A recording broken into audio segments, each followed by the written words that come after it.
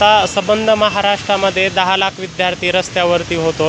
ह्याचं रिझन आहे की आंदोलन पुकारण्याचं कारण असं होतं की आमच्या जे ओव्हरलॅपिंग IBPS आणि MPSCची राज्यसेवा 25 ऑगस्टला ओव्हरलॅप होत होती।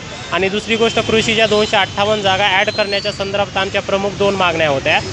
तर माननीय राज्य सरकार जे काही देवेंद्रजी फडणवीस साहेब असतील किंवा एकनाथ साहेब असतील यांना आमचा निर्णय जो आहे तो आमच्या सकारात्मक दृष्टिकोनातून निर्णय घेतलेला आहे आणि माननीय MPSC आयोगानं आमच्या विद्यार्थ्यांकडून हा निर्णय दिलेला आहे। आणि ही एक्झाम जी होती जी ओव्हरलॅप होती ते IBPS आणि जी राज्यसेवा पूर्व परीक्षा ह्या दोन्हीचा जो मेळ होता तो माननीय राज्य सरकार आणि आयोगानं चांगल्या पद्धतीने घेतलेला आहे आणि एक्झाम पोस्टपोन करण्यात आलेली आहे। आता फक्त माननीय राज्य सरकारनं एकच विनंती आहे की त्यांना लवकरात लवकर 258 जागा भरण्यात यावे। आणि या संबंध ह्याचं क्रेडिट मी फक्त 2 माणसाला देऊ इच्छितो।